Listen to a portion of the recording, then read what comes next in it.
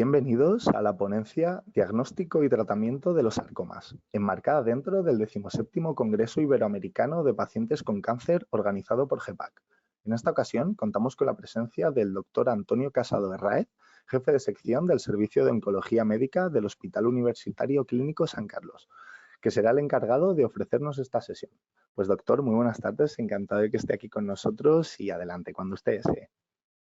Muchísimas gracias por la invitación, es un placer y quisiera transmitírselo a las personas responsables de GEPAC. Muy agradecido por la confianza en mí y por darme la oportunidad de hablar a una audiencia variada y sobre todo personas que padecen este tipo de procesos y que intentaré ser lo más claro posible. Son enfermedades complejas, pero todo se puede hacer un poquito más fácil intentándolo y entrenándose para ello.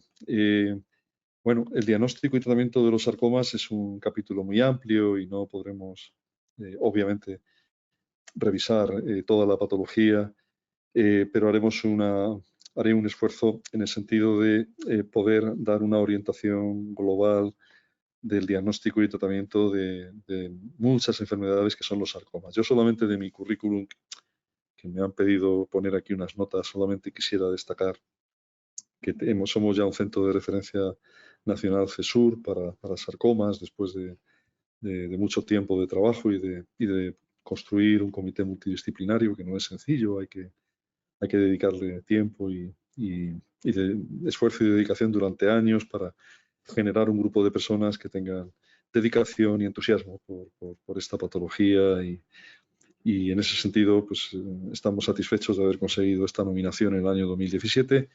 Hemos trabajado con los dos grupos, el Grupo Nacional, el Grupo GEIS de Investigación en Sarcomas desde el año 96 y en el Grupo Europeo de la EORTC pues llevamos ya también 20 años siendo miembros. Vamos a empezar con el tema del diagnóstico. La verdad, los sarcomas entendemos que son un grupo muy heterogéneo de enfermedades que pueden tener además un comportamiento biológico también muy dispar, desde lesiones problemáticas desde el inicio y con tendencia digamos, a emigrar desde el órgano de origen a otras estructuras del organismo. Y estas lesiones sabemos que se diferencian o toman un aspecto cuando los patólogos revisan las biopsias, los tejidos. Pueden ser de origen muscular y tenemos el caso de los leiomiosarcomas, por ejemplo, que es una patología frecuente en el adulto. Dentro de la infrecuencia de los sarcomas, los leiomiosarcomas sería un subtipo relativamente frecuente. Pueden tener diferenciación ósea esas lesiones al mirarlas al microscopio y pueden, en ese caso, pues, ser clasificados como osteosarcomas. Hay muchos más tumores óseos, pero los osteosarcomas son de los más conocidos. Pueden provenir de estructuras neurales, de nervios, como los esvanomas, o de cartílago, como los condrosarcomas, o de estructuras de vasos sanguíneos, estructuras vasculares, como los angiosarcomas, de tejido lipomatoso, como son los liposarcomas. En fin, la lista sería muy larga y sabemos que son muchísimos subtipos, muchas enfermedades que pueden tener pues, matices y diferencias a la hora de diagnosticarlas y de tratarlas. Vamos a hablar hay tres grandes grupos y hablaremos un poquito de todos ellos, pero sobre todo de sarcomas de partes blandas, un grupo muy numeroso, sarcoma de los huesos, un grupo más minoritario, y los tumores del estómago gastrointestinal, hablaremos un poquito de ellos, pero no podemos en aproximadamente media hora abarcar toda esta patología. Pero sí, insisto, dar nociones, conceptos generales importantes. Se dice en muchos lugares que los sarcomas son un 1%. Realmente desde hace muchos años pensamos que esto en nuestro equipo probablemente están vamos a decir, infra-reportados e infra-reconocidos.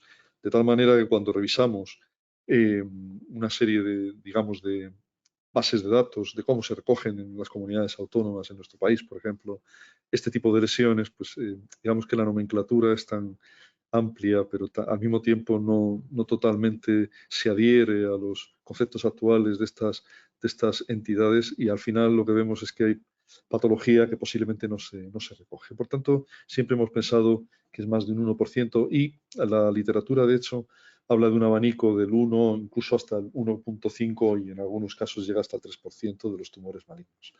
La presentación es muy variada. Este es uno de los problemas de estas lesiones. Al ser lesiones de tejido blando, son tejidos de sostén, que son, digamos, estructuras que están en muchos órganos, localizados en muchos sistemas.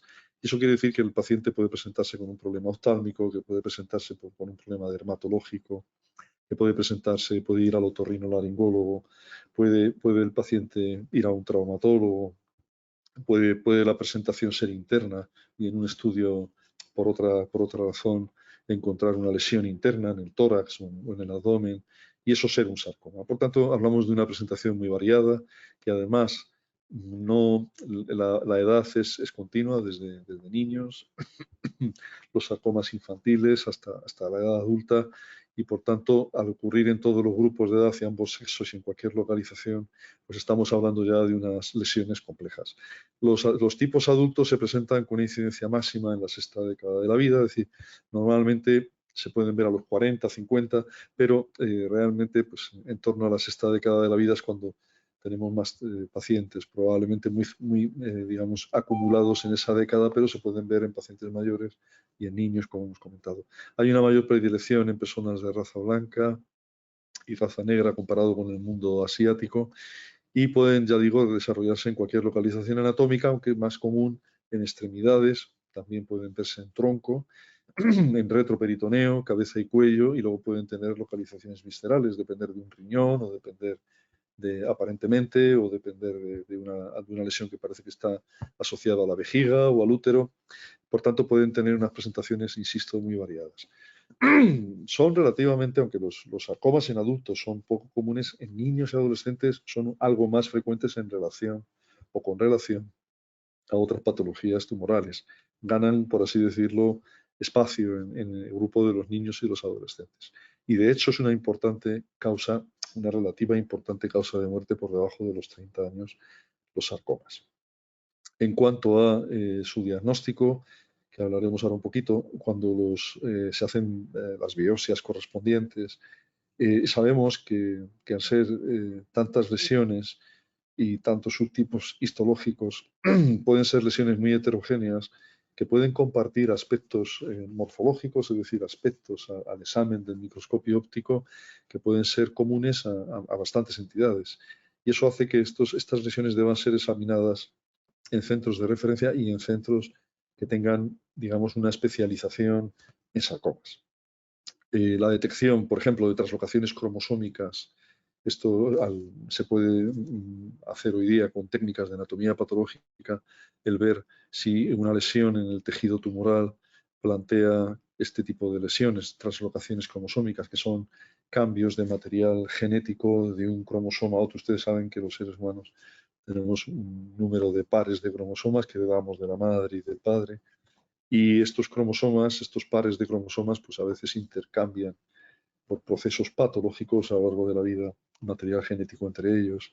Y eso son translocaciones. Y un porcentaje, algo más del 20% de sarcomas sabemos que tienen translocaciones. Y esto también hay que saberlo buscar en los estudios de biopsia. Claro, antes de entrar en materia, es verdad que globalmente se habla de una supervivencia a 5 años en torno al 50%, pero estos son datos de estudios de hace ya unos años. Yo creo que en el momento actual probablemente podemos hablar de cifras claramente más optimistas, si bien tendremos que ir viendo en los resultados y en las publicaciones más recientes si se va cumpliendo esta mejoría global. En cualquier caso, siempre es importante el estadio tumoral. El estadio tumoral hace referencia, digamos, a cómo se presenta la enfermedad. Puede ser desde una lesión muy pequeña y, por supuesto, sin enfermedad en otras localizaciones, a lesiones relativamente voluminosas, grandes, de varios centímetros. Y sabemos que cuanto más crece una lesión de este tipo, cuanto más tamaño tiene una lesión de este tipo, pues es posible que el paciente tenga menos posibilidades de tener éxito terapéutico completo y curación completa, en el sentido de que las lesiones muy grandes pues, han tenido oportunidad probablemente de facilitar el desarrollo de lesiones en otros órganos. Por tanto, el estadio tumoral, si la presentación es localizada o es fuera del órgano del cual surge la lesión, el tamaño, si es un tamaño grande, Si luego las lesiones son de alto grado, que llamamos, que significa que los tumores son poco diferenciados, que recuerdan poco a los tejidos de los cuales proceden, obviamente eso no es lo positivo. Sabemos por los estudios que se han hecho a lo largo de los años que son factores de riesgo para que la enfermedad, por desgracia, pudiera recidivar, pudiera reaparecer en el futuro. Está también el subtipo histológico, no todas las lesiones tienen la misma. Hay lesiones que son de baja, digamos, agresividad y por tanto son lesiones que dan problemas locales, pero que en muy poca proporción de pacientes pueden producir lesiones a distancia, lesiones intermedias de un comportamiento más difícil de predecir y en una proporción ya quizá un poquito más alta. Los pacientes pueden tener lesiones en otros órganos a lo largo del tiempo y subtipos histológicos ya más agresivos, si me permiten el término, desde un punto de vista biológico, que pueden significar que tienen más tendencia a provocar problemas, ¿no? Esto puede ser, por ejemplo, el caso de los sarcomas de las vainas nerviosas periféricas, o algunos, los sarcomas sinoviales tienen un poquito de tendencia a una recurrencia, pero el subtipo histológico tiene un peso importante, pero es más importante el diagnóstico precoz. Si estas lesiones se diagnostican precozmente, pues pueden tener también muy buen pronóstico. La edad no es lo mismo los sarcomas en la infancia o en la juventud, que suelen tener mejor pronóstico y mejor respuesta a los tratamientos que podemos usar, que en pacientes muy mayores, donde la respuesta al tratamiento pues, suele ser algo más difícil de conseguir que en niños o en adultos muy jóvenes. También la presencia o ausencia de metástasis o las lesiones metastásicas pues, siempre dificultan más el abordaje, la estrategia curativa de un paciente. No es imposible, ni por supuesto que no, ni muchísimo menos, pero las metástasis complican la situación. La localización tumoral, pues a veces es muy difícil intervenir correctamente a un paciente por la localización anatómica. Los márgenes de resección son fundamentales, el intentar siempre que a un paciente se le opera que los márgenes de resección sean correctos. Y esto es importante, como veremos a lo largo de la exposición. Es muy relevante que los médicos de cabecera, para diagnosticar algo hay que tenerlo en mente. Normalmente la población no tiene en mente que existen este grupo de enfermedades poco comunes, y los médicos de cabecera pues tampoco tienen con frecuencia la formación que nos gustaría en este ámbito, pero es importante que todos seamos conscientes de que cualquier tumoración que es en torno a 5 centímetros o mayor, que tienen tendencia a estar localizadas de manera profunda, que no son superficiales y que aumentan de tamaño o que en ese aumento de tamaño además duelen, eso es un motivo para que cualquier especialista remita al paciente a un centro especializado en sarcomas para valorar una correcta biopsia. La biopsia hay que planificarla correctamente, si no es posible que hagamos las cosas bastante regular y comprometamos el tratamiento posterior quirúrgico, que es fundamental. El tamaño en aumento, si además la persona es relativamente mayor, recuerden que las enfermedades tumorales tienen tendencia a ser más comunes en la edad adulta y cuando somos mayores, probablemente por cambios biológicos y por un déficit en nuestra propia capacidad inmunológica. Y por tanto, cuando somos más mayores tenemos más riesgo de desarrollar enfermedades de este tipo. La duración de los síntomas. Entonces, se ha desarrollado un poquito para facilitar la memoria, que cualquier lesión en torno al tamaño de una pelota de golf, que suelen tener unos 4,3 centímetros de diámetro, deben de referirse a un centro especializado para evaluar esta lesión. ¿Por qué a un centro especializado? Pues porque la biopsia requiere una planificación, no se puede hacer una biopsia de cualquier, vamos a decir, manera. Generalmente se requieren estudios radiológicos contando con la posibilidad de que sea una lesión de partes blandas, y eso implica una radiografía simple, una ecografía, una resonancia, y no hacer las cosas con precipitación. Bien, los pacientes, vamos a poner la diapositiva completa.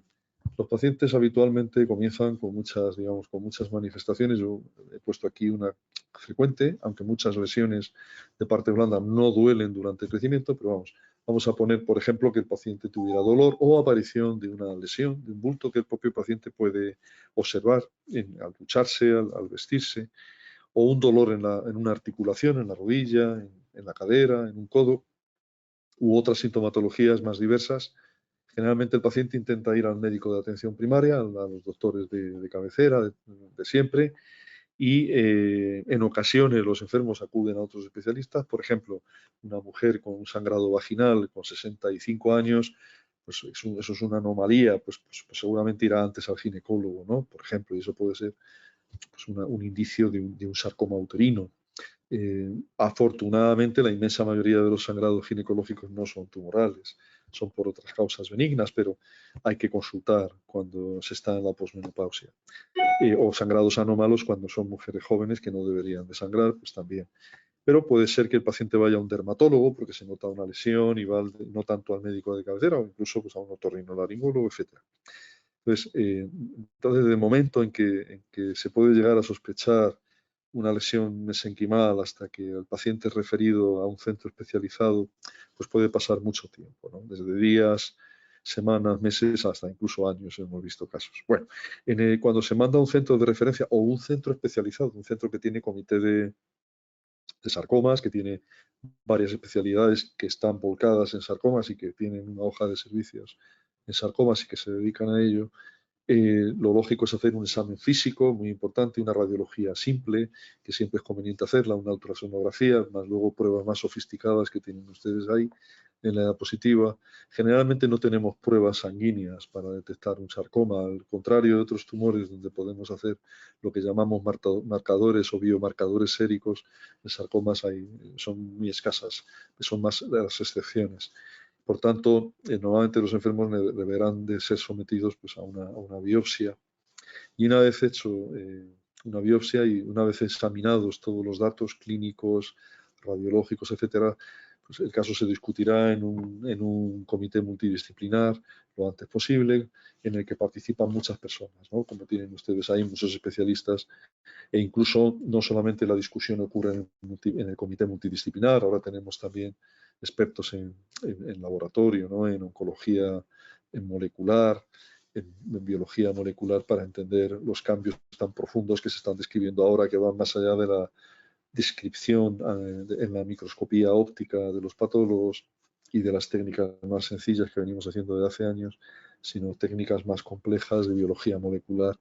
Y muchas veces la discusión en comité multidisciplinar también va a un comité de lo que se llama biología molecular para discutir aspectos muy íntimos de cambios que se pueden ver en estas enfermedades. Entonces, en estos comités hay desde enfermeras, psicooncólogos, por supuesto, cirujanos de diversas especialidades, radioterapeutas, radiólogos, en fin, anatomopatólogos, oncólogos, un conjunto de especialistas que van a intentar velar por coordinar el mejor tratamiento y cuidado para los enfermos.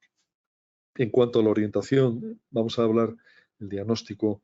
En cuanto a la orientación diagnóstica, los radiólogos juegan un papel importante. Entonces, las técnicas de imagen son muy relevantes. Se debe hacer una radiografía simple, incluso aunque uno piense que va a dar pocos datos. La radiografía simple, pues muchas veces nos detecta la presencia de una calcificación, la presencia de hierro, de hemosiderina, nos puede orientar, puede dar algunos aspectos, si el hueso está realmente detrás de la lesión, puede ser importante. Por ejemplo, aquí tienen pues unas imágenes de casos de pacientes con tumores de células gigantes del hueso, que es una lesión que no tiene en la inmensa mayoría de los casos capacidad metastásica, pero sí puede dar problemas locales en articulaciones como la cadera, los tobillos, las rodillas y puede además afectar, de hecho afecta a personas muy jóvenes y por tanto es muy relevante en este caso hacer tratamientos convencionales, conservadores, intentar conservar la articulación y la función a lo máximo posible. Bueno, pues la radiología ósea es muy relevante en esta enfermedad, es muy característica y nos puede ya orientar muy bien que se trata de un tumor de células gigantes del hueso, solo con radiología simple. La radiología simple nos detecta calcificaciones, como les decía, matriz de mineralización, de una tumoración de partes blandas. También nos puede evaluar posibles deformidades óseas que el paciente pudiera tener o una detección de una lesión ósea focal subyacente no sospechada. Por tanto, la radiología simple se debe hacer en la inmensa mayoría de los casos de lesiones de partes blandas. Una técnica muy relevante es la ecografía, la ultrasonografía, los ultrasonidos. Es un buen método diagnóstico que nos permite asignar un índice de sospecha en las lesiones de partes blandas. Un paciente con una lesión en un brazo, en el tronco, en cualquier, digamos, localización, una ecografía distingue muy bien zonas sólidas de líquidas. De hecho, se utiliza mucho en obstetricia y ginecología y nos permite también evaluar lesiones uterinas y de otros órganos ginecológicos y despistar o intentar evaluar la posibilidad de un tumor sólido o un sarcoma ginecológico, pero también en otras localizaciones.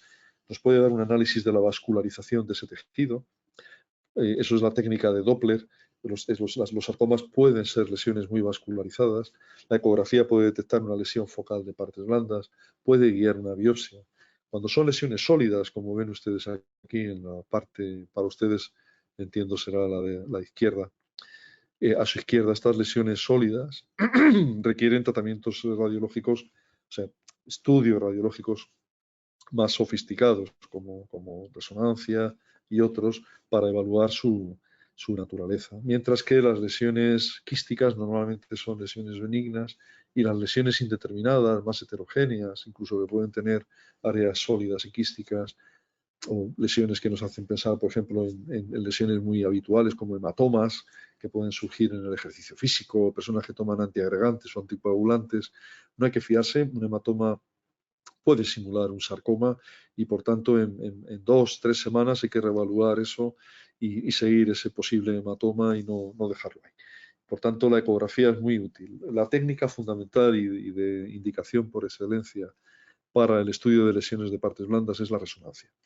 La resonancia nos da una alta resolución de contraste de partes blandas, nos distingue muy bien los tejidos, nos distingue muy bien los límites y la relación de un tumor con el resto de los órganos, identifica un factor importante que se llama necrosis tumoral, la presencia de áreas donde por crecimiento excesivo y una serie de problemas, hipoxia, etcétera, la célula tumoral no es viable. La necrosis tumoral es importante evaluarla antes de cualquier, digamos, maniobra. La vascularización también nos puede completar datos de vascularización respecto a la ecografía. La posible afectación neurovascular. Esto es muy importante. Los paquetes neurovasculares, cuando están comprometidos, dificultan las cirugías. La resonancia es muy buena para evaluar este tipo de lesiones, de circunstancias. Ayuda a la extensión tumoral. Por supuesto, la resonancia hoy es motivo de estudio porque el comportamiento del contraste y la vascularización en la resonancia pueden ser biomarcadores.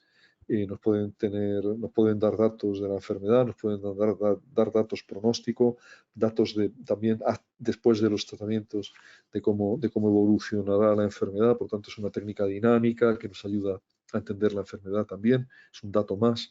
Ayuda a distinguir tumores de lesiones malformantes, de malformaciones vasculares, de hematomas, de abscesos, de fibromatosis frente a tumor maligno. O sea que nos puede ayudar ya en el diagnóstico diferencial y puede guiar muy bien una biopsia dirigida por imagen. Luego tenemos también otras técnicas que solemos usar prácticamente la inmensa mayoría de los enfermos con una lesión, un sarcoma óseo, un sarcoma de partes blandas, un GIS, por ejemplo, que son lesiones asociadas al tracto gastrointestinal. Utilizamos la TAC, la tomografía axial computadorizada. Nos da datos muy buenos de estudio de extensión, de la valoración de la enfermedad rocorregional y a distancia. El estudio TAC del helicoidal de alta resolución es muy bueno, sobre todo en el área de pulmón, abdomen, pelvis. Los nódulos, las lesiones pulmonares se estudian muy bien con TAC helicoidal de alta resolución. En el área de cabeza y cuello la resonancia es muy buena. Todo esto es tema de especialidad y de comité multidisciplinario, porque son muchísimos detalles de muchas especialidades que no podemos sintetizar aquí, pero quiero decir que es una técnica crítica en presencia, por ejemplo, de sarcomas retroperitoneales, en sarcomas primarios de pulmón, en metástasis pulmonares y metástasis de otras localizaciones. Por tanto, la TAC es una técnica fundamental y que puede guiar también una biopsia. Es verdad que la PET-TAC ha venido a mejorar en algunos sentidos la TAC, porque incorpora una tomografía por emisión de positrones que nos permite de alguna manera evaluar desde un punto de vista metabólico de la actividad funcional de un tejido y por tanto hoy hacemos con mucha frecuencia, la inmensa mayoría de nuestros pacientes, hacemos una PET-TAC que nos da una información muy valorable metabólico-funcional de las lesiones tumorales y además la PET-TAC es muy buena para el estudio de extensión de la enfermedad. Supera a la TAC probablemente, porque muchas veces la PET-TAC detecta una lesión en una parte blanda, en una zona donde a veces la TAC no es tan buena. Por tanto, es muy recomendable tener unidades de PET-TAC para poder estudiar pacientes con sarcomas, ya sean óseos o de partes blandas. También es muy útil en los GIS, tremendamente útil.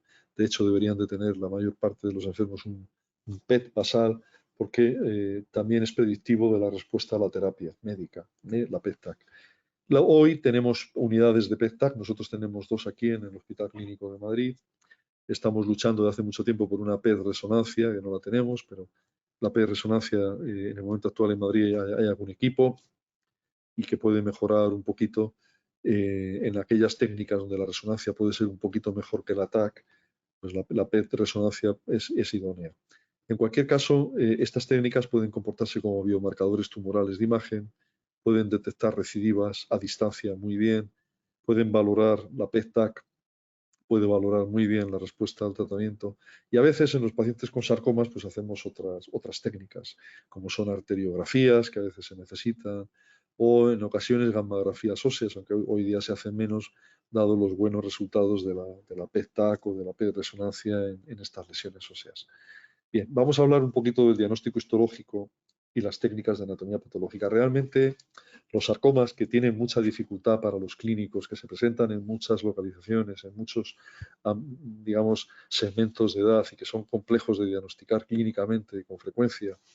De hecho, hay un retraso generalmente en los pacientes, en los enfermos con sarcoma, generalmente hay un retraso de semanas o más por la dificultad a veces de los clínicos de entender que estamos ante un sarcoma, pero los patólogos tienen una misión muy importante y es verdaderamente muy difícil.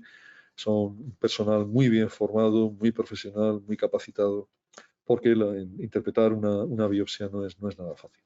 Los patólogos necesitan datos clínicos, como presencia del dolor o no, la localización de la lesión, la edad. Hay lesiones simplemente que no se ven a ciertas edades o son muy raras a ciertas edades o en ciertas localizaciones. Por tanto, eso ayuda a los radiólogos. Las características radiológicas, los contextos genéticos, pero sobre todo para estirpes neurales. Tengan en cuenta que hay lesiones, sarcomas de partes blandas que acompañan a síndromes que son complejos y también puede ayudar. Si el paciente ha recibido tratamientos previos, eso puede alterar el examen histológico sustancialmente. Y además de la microscopía óptica, las técnicas de inmunistoquímica y de patología molecular tienen un papel fundamental. Y esto los patólogos llevan décadas mejorándolo continuamente. Por tanto, estamos hablando de lesiones muy heterogéneas.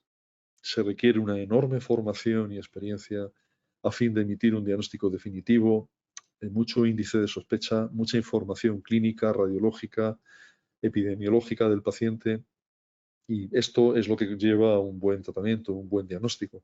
Por tanto, los pacientes con sarcomas pues, deben de ser tratados, como hemos comentado ya desde el principio, en centros de referencia o en centros especializados en sarcomas. Y como decíamos anteriormente, algo más de un 20% de los pacientes con sarcomas de partes blandas se caracterizan por translocaciones específicas. También podemos verlos en tumores óseos, como el sarcoma de Ewing, por ejemplo. Aquí es una diapositiva no exhaustiva, solamente recoge pues, un número limitado de lesiones donde las translocaciones están descritas. Esto es una ayuda importante para los patólogos y para los clínicos. A veces estas translocaciones tienen un sentido pronóstico. Eso lo hemos visto, por ejemplo, en el radomiosarcoma. Para ayuda al diagnóstico. A veces un sarcoma sinovial pues, puede ser una lesión difícil de diagnosticar, muy indiferenciada, con dificultades para distinguirlo de otras entidades. La presencia de las translocaciones nos ayuda a confirmar el diagnóstico en ciertas ocasiones. En cualquier caso, algunas de estas entidades, algunos de estos tumores, cuando encontramos estas translocaciones específicas, también implica que pueden tener los pacientes un tratamiento más, digamos, específico y más dirigido, ¿no? Que hablaremos también de esto. Por tanto, es un trabajo importante que los patólogos tienen que hacer. Quisiera comentar que en el caso de los sarcomas óseos y de los sarcomas de partes blandas, la imagen histológica puede corresponder a muchas entidades con diferente comportamiento biológico y diferente tratamiento. Y en el caso de los tumores óseos puede ser aún más difícil en ciertas circunstancias que se reconozcan estas lesiones por especialistas y por patólogos. Por tanto, insisto de nuevo, las muestras deben ser estudiadas en centros o bien de referencia o en centros muy especializados en sarcomas. Y esto nos permitirá llegar a un correcto diagnóstico. Por ejemplo, aquí tienen un grupo de sarcomas óseos, que son los más habituales, ¿no? Con los osteosarcomas, los condrosarcomas, los cordomas, tumores vasculares del hueso. En fin, hay muchos de los tumores que vemos habitualmente en partes blandas pueden también surgir de los huesos y es una patología compleja. Bien, una vez que tenemos el diagnóstico, que ya han visto ustedes que es complicado y que requiere mucho trabajo por parte del patólogo, técnicas de inmunistoquímica, técnicas moleculares, que no podemos entrar en detalle, vamos a hablar del enfoque general del tratamiento. Los sarcomas entran dentro del terreno común de tumores raros, que son aquellas lesiones donde hay un conocimiento científico limitado, no hay mucha, digamos, terapia basada en la evidencia, porque son lesiones raras y los estudios pues llevan habitualmente un número de pacientes limitado, hay escasez de ensayos clínicos o ha habido hasta hace poco escasez de ensayos clínicos dada la patología poco común, escasas innovaciones a lo largo de los años, no mejoras muy sustanciales en supervivencia con el paso del tiempo, por esa falta de progreso, digamos, no especial interés, vamos a decir, de las agencias y limitado interés de la industria farmacéutica privada, porque son lesiones poco comunes que tienen un impacto relativamente pequeño en todos los sentidos y un escaso soporte económico, ¿no? Entonces esto ocurre en tumores raros, no solamente en el ámbito de los sarcomas, sino en otros ámbitos. Y esto afortunadamente está cambiando y mucho en los últimos años. Yo diría que de los 10 últimos años para acá, por lo menos, si no más. Y estamos teniendo cada vez pues, más investigación, más coordinación internacional y por tanto eso está cambiando. Pero desgraciadamente ha sido una realidad durante tiempo. ¿Qué hacemos con los pacientes que tienen enfermedad localizada o locorregional? Normalmente la cirugía es crítica, con márgenes amplios, la radioterapia juega un papel fundamental, lo vamos a ver ahora. También puede ser en lesiones locorregionales que tienen ya una cierta entidad, un cierto tamaño, una cierta, digamos, complicación quirúrgica, un cierto volumen, en la posibilidad de valorar quimioterapia o tratamientos sistémicos preoperatorios para facilitar los tratamientos locorregionales posteriores. Y en este ámbito se pueden hacer estudios clínicos, sí, pero siempre, por supuesto, y así se hace, preservando en el diseño de esos estudios las mejores técnicas estándar curativas en estos estadios.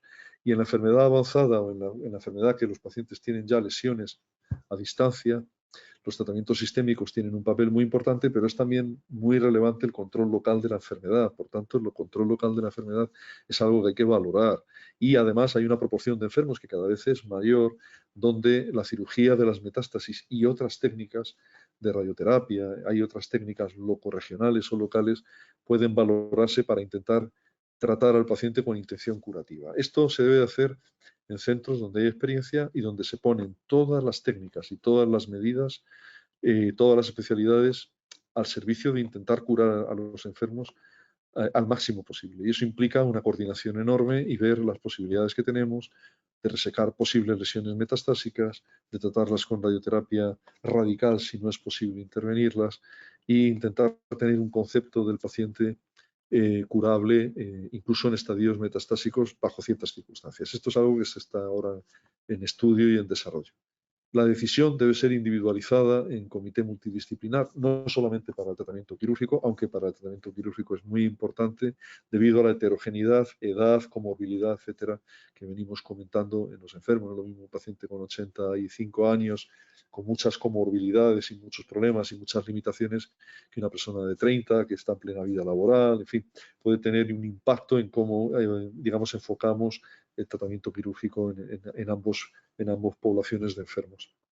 El tratamiento en los centros de referencia o expertos sabemos que disminuye el número de estudios diagnósticos, que hacemos los que se tienen que hacer, reduce el tiempo hasta la cirugía y también disminuye la tasa de recurrencias locales. ¿Por qué? Porque normalmente hay una mayor eficacia en esas cirugías con márgenes, se consiguen márgenes adecuados, se consigue un menor número de cirugías radicales porque funcionan varias especialidades para intentar hacer un tratamiento de salvamiento de miembro, hay una menor incidencia de recidivas locales y en general varios estudios indican una mayor supervivencia global. Esto tienen que tenerlo en cuenta y, por tanto, los pacientes deben ser tratados en centros al menos con una capacidad y una, digamos, dedicación a esta patología.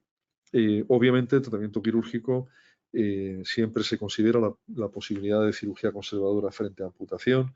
Hoy, con la mejora de las técnicas radiológicas, la resonancia, la quimioterapia y los tratamientos previos a la cirugía, que incluyen quimioterapia o radiación, esto hace que podamos estar en condiciones de evitar ciertas amputaciones. Hay una también necesidad de una correcta planificación de las biopsias. Las biopsias mal realizadas comprometen los tratamientos locales o locorregionales posteriores. Los márgenes quirúrgicos son fundamentales conseguirlos y la reconstrucción y cobertura de partes blandas hay que tener un equipo muy motivado y muy centrado de cirugía plástica y reparadora, de cirugía vascular, que nos permita cerrar las grandes coberturas, las grandes heridas que a veces hay que hacer para una correcta resección de un tumor, ya sea óseo o de partes blandas. Tenemos que estar en condiciones de hacer una correcta reconstrucción ósea, para ello utilizamos injertos osteoarticulares masivos, necesitamos bancos de huesos, como tenemos aquí en el Hospital Clínico de Madrid, las reconstrucciones neurales, en fin, terrenos muy complejos de especialidades quirúrgicas diversas que tienen que estar a disposición de los pacientes. La cirugía de las metástasis es fundamental que ustedes lo tengan en cuenta. Hoy es algo que cada vez se está profundizando más. El pulmón es un órgano muy común, puede ser además un servicio de cirugía torácica en un centro grande como este, en el que se ven un número importante de enfermos con sarcomas, pues un 15 al 20% de las cirugías torácicas pueden ser resección de metástasis pulmonares, cirugías torácicas mayores. Por tanto, no es algo inusual y la cirugía de las lesiones pulmonares puede curar pacientes.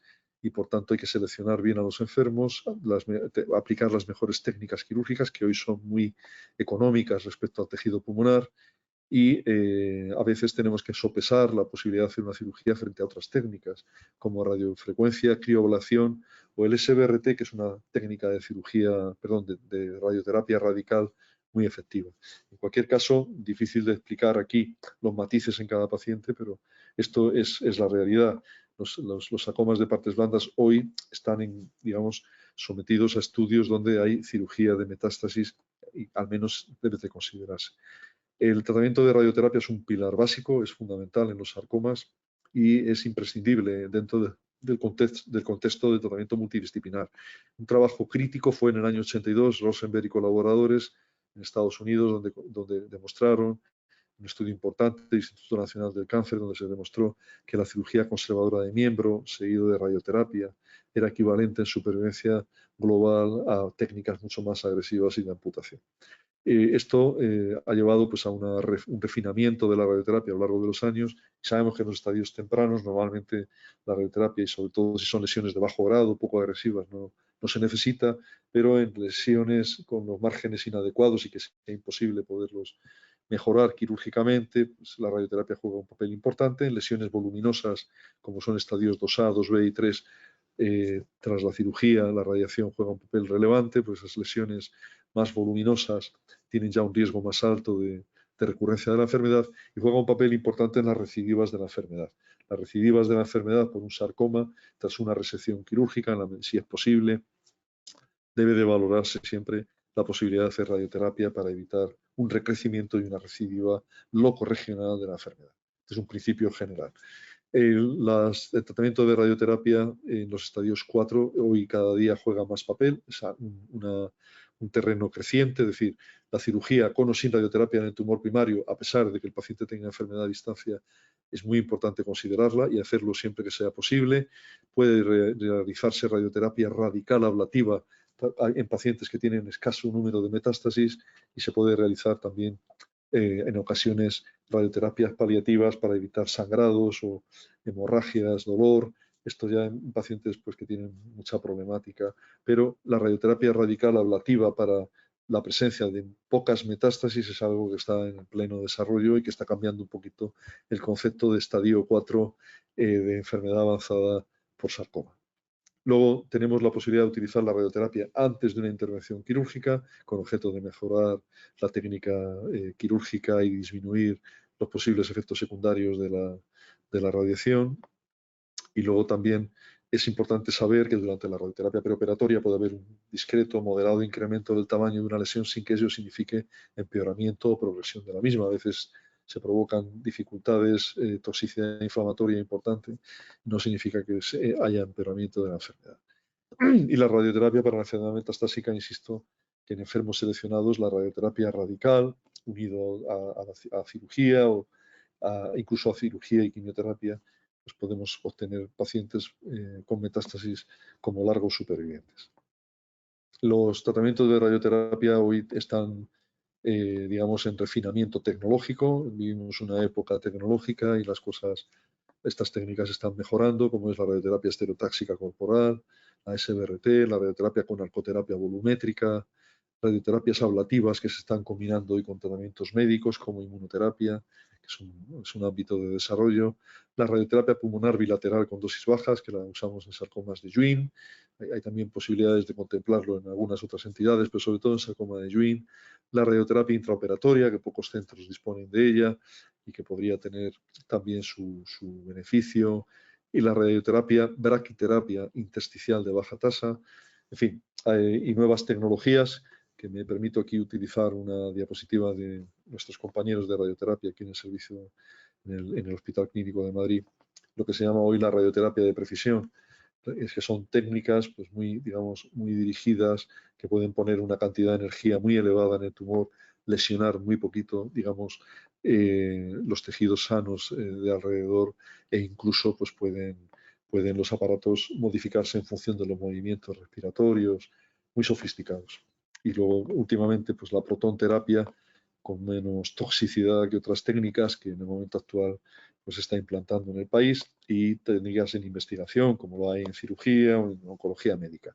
Desde el punto de vista del tratamiento médico, ya estamos entrando en el final de la charla, el tratamiento médico ha evolucionado mucho. En el año 1972 realmente se introdujeron las antraciclinas, que fueron los primeros fármacos que realmente consiguieron mejorar, conseguir remisiones y mejorías clínicas en pacientes con sarcomas avanzados, que posteriormente a lo largo de los años se unió a la introducción de la ifosfamida. La dacarbacina también se introdujo en los años 80 y durante bastantes años estuvimos trabajando con estos fármacos, con doxorubicina, con ifosfamida, que se llegó a refinar en su uso con esquemas de altas dosis que hoy tienen su papel, las combinaciones de doxorubicina y fosfamida, y durante mucho tiempo, durante más de 20 y tantos años, estuvimos trabajando con este tipo de fármacos y no teníamos muchas más herramientas, alguna más había, pero poco más. En el año 2007 se introduce la travestirina, Yondelis, como fármaco aprobado para pacientes con sarcomas de partes blandas que recaen o que han sido tratados previamente con doxorubicina y fosfamida. Posteriormente, en el año 2012, se aprueba la Pazopanib.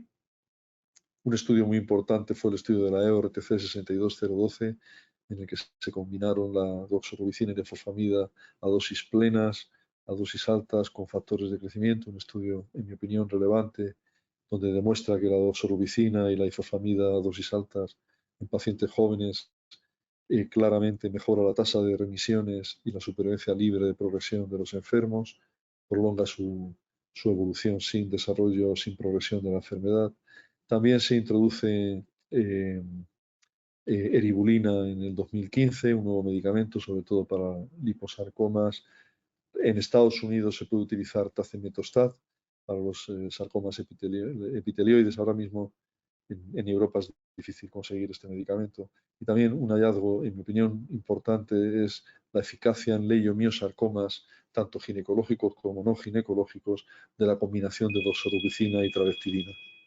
En este momento sabemos que en los últimos años se han introducido pues, una serie de nuevos fármacos, muy pocos, desgraciadamente, la, digamos, autorización por las autoridades sanitarias de nuevos fármacos, a pesar de la inmensa investigación que creo hoy día honradamente que hay, si lo comparamos con tan solo 15 o 20 años, desgraciadamente están llegando poco a poco las nuevas, digamos, aprobaciones. Hoy tenemos Pazopanib para un amplio rango de sarcomas, la travestirina, por supuesto, el mesilato de eribulina para liposarcomas, el tazemetostat para el sarcoma epitelioide, pero no tenemos mucho más. Y clásicamente, clásicamente los medicamentos que se han usado, la quimioterapia clásica es la doxorubicina y la efosfamida, que hay que saber usar a dosis adecuadas y con corrección.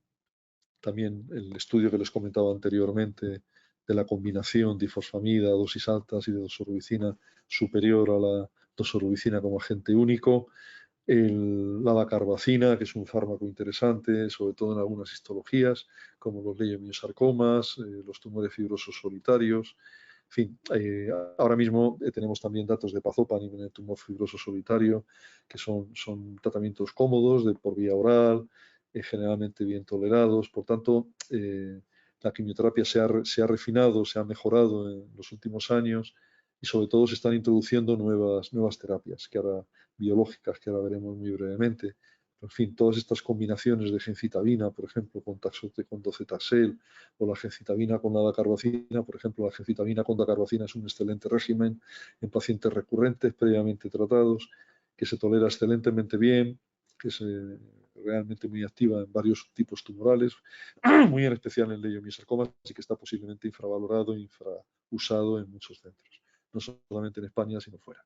En cualquier caso, este tipo de lesiones, de combinaciones de fármacos, pues hay que tener, digamos, valoración del paciente y ver en qué circunstancias se utilizan, en qué histologías, cuándo debemos usarlas. La travestidina es un medicamento muy testado en sarcomas, se fabrica en Madrid, se exporta para el resto del mundo, es un excelente fármaco, no rinde una tasa muy elevada de remisiones, ni muchísimo menos, pero sí estabilizaciones muy prolongadas, muy valorables en muchos casos, no solamente en lo que llamamos L-sarcomas, que son pacientes con liposarcomas o leiomiosarcomas, sino en pacientes con liposarcomas misoides, que es una enfermedad particularmente sensible a la travestidina y que debemos de utilizarla en diferentes contextos, sino también es útil en diferentes entidades tumorales, como tienen ustedes aquí, que no tenemos tiempo de revisar en profundidad. En cualquier caso, la eribulina también se aprobó para liposarcoma, se comparó con dacarbacina, superando en la estirpe de liposarcomatosa los datos de la dacarbacina, y en el momento actual la tenemos aprobada. Y yo solamente unas breves pinceladas de lo que son hoy los sarcomas. Hoy los sarcomas los estamos viendo más molecularmente.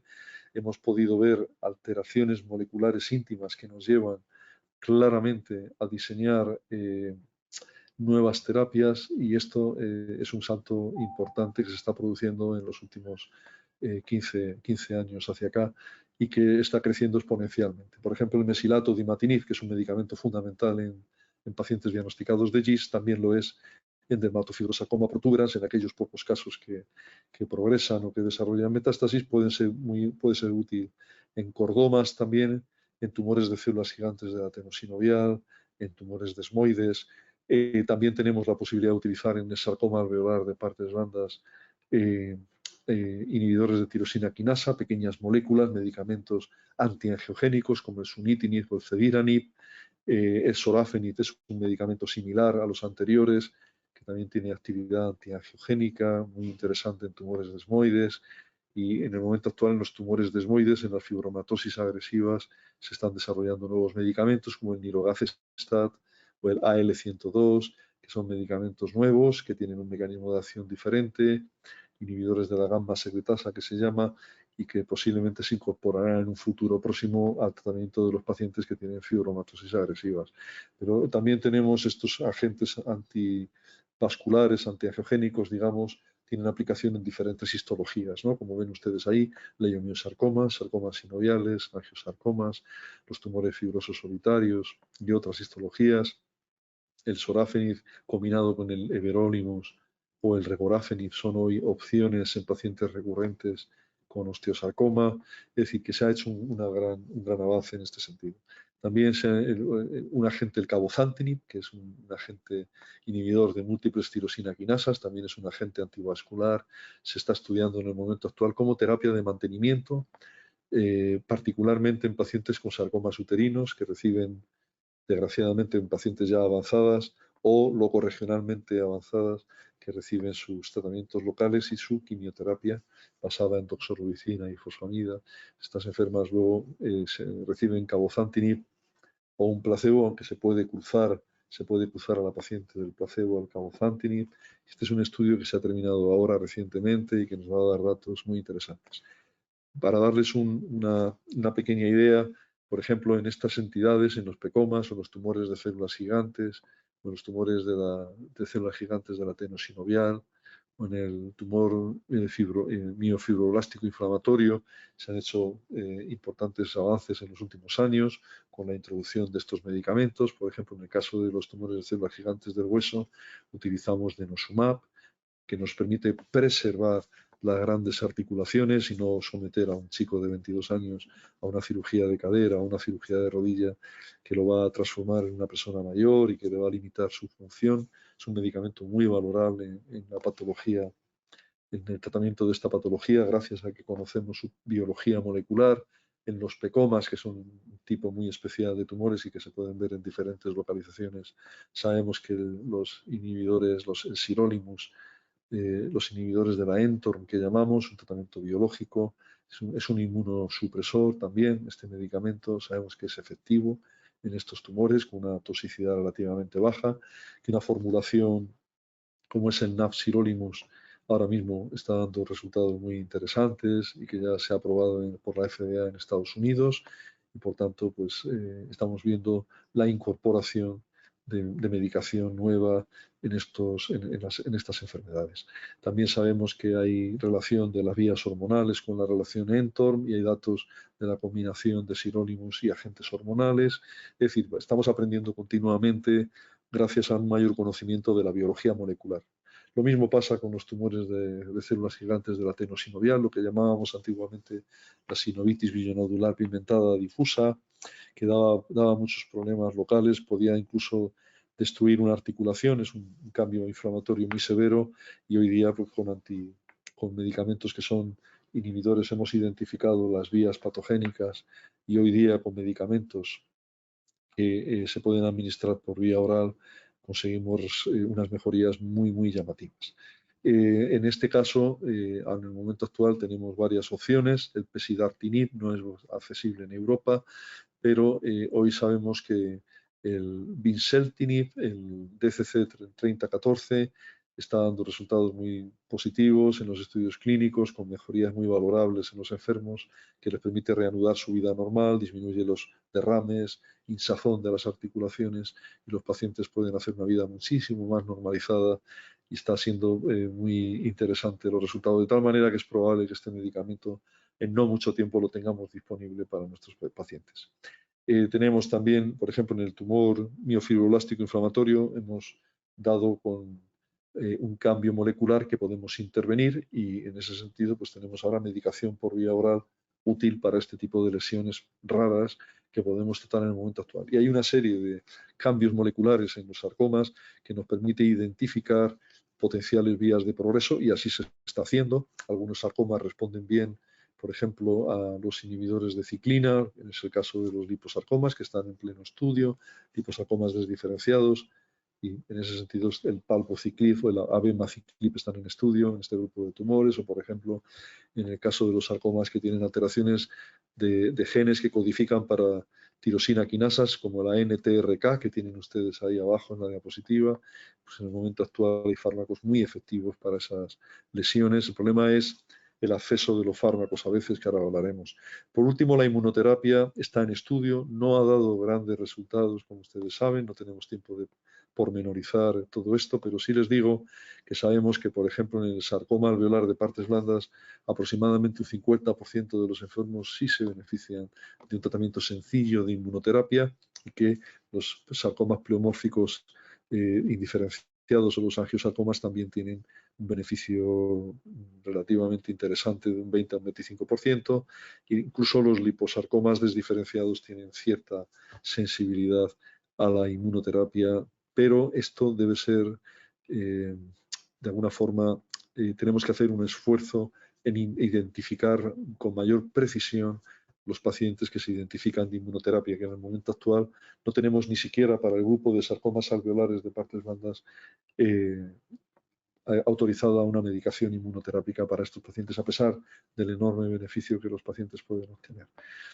Para concluir, se necesita una mayor colaboración nacional, pero sobre todo internacional. Hablamos de enfermedades muy raras donde todos los esfuerzos son pocos y se necesitan diversos hospitales de varios países para finalizar estudios de investigación. Es muy importante en cada paciente la integración y la coordinación de las técnicas que ya conocemos que son curativas para los enfermos, como la cirugía, la radioterapia, la quimio-radioterapia, incluso agentes biológicos que se pueden integrar con todo esto. Es fundamental garantizar las mayores posibilidades de curación de un paciente al inicio del diagnóstico. Muy importante remitir los pacientes para cirugía o tratamientos de entrada desde el inicio a centros especializados. Tenemos que pedirle a la industria farmacéutica, a las universidades, a todos los centros de investigación prioridad para el desarrollo de nuevas terapias. Muy importante, aunque los sarcomas son no muy frecuentes, deben de ser una prioridad para el desarrollo de investigación y de nuevas terapias. Por supuesto, pedir una mayor facilidad de acceso a fármacos y terapias, y esto implica a las, digamos, industrias farmacéuticas que tienen que entenderse con las autoridades sanitarias y llegar a acuerdos para que los precios estén razonablemente en un rango que puedan ser los fármacos accesibles a los enfermos en todas las comunidades autónomas de nuestro país. Por tanto, podamos tener una equidad en el acceso a estos medicamentos y también una equidad en el estudio de accesos, estudios muy complejos, genómicos, que todavía no ha llegado al país. Es decir, esto es algo que tenemos que pensar, que no en todos los centros ni en todas las localizaciones del país los pacientes tienen acceso a los mismos estudios íntimos, genómicos, genéticos de la enfermedad. Esto por el momento actual no lo hemos conseguido, hay que conseguirlo. Y por supuesto maximizar y optimizar las terapias conocidas establecidas, y necesitamos urgente un refinamiento de las estrategias de inmunoterapia donde podríamos llegar a conseguir mejores resultados. Muchísimas gracias por su atención, muy amables. Pues muchísimas gracias, doctor, por su ponencia. La verdad que ha sido un placer escuchar a un profesional de su nivel hablarnos de, bueno, de este tema de los sarcomas, que muchas veces los pacientes quizá conocen más los tumores sólidos o todo el tema hematológico, pero los sarcomas están ahí un poco en el aire, no saben muy bien ni siquiera dónde catalogarlos. Así que muchísimas gracias por arrojar luz sobre este tema. Y con Creo esto que me he extendido un poco más de lo debido. Muchas gracias. no se preocupe, doctor, siempre es un placer escucharles, así que bueno, si ha sido un poquito más de lo estimado, no hay ningún problema. Así que con esto concluye la ponencia Diagnóstico y Tratamiento de los Sarcomas. Agradecemos una vez más al doctor Casado Herráez su colaboración totalmente altruista y a los asistentes su interés. Así que muchas gracias y buenas tardes. Doctor, de nuevo, mil gracias por estar con nosotros. Ha sido un placer y muchísimas gracias a todos ustedes. Muy bien, que vaya muy bien. Un abrazo, hasta luego. Muchas gracias.